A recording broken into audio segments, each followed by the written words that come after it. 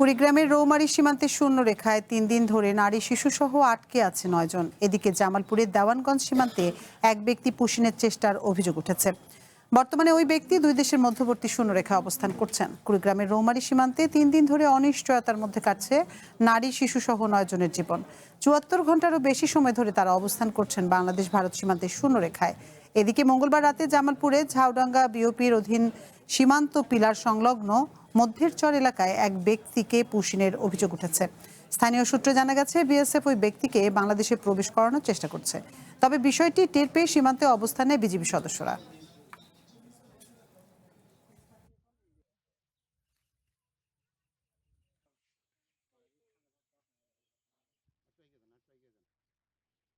সবসময় আমরা থাকি যাতে ভারত থেকে যদি কোনো প্রকার লোক যদি পুশিং না করতে পারে ভারত থেকে, এবং কি আমাদের সাথে বিজিবি আছে, তারপরে ব্যাটালিয়ন অথবা আনসার আছে। ইন্ডিয়া থেকে রাতের আধারে লোকজন নামাই দিতেছে, এটা আমরা গ্রামবাসী ধরছি কালকে রাত্রে।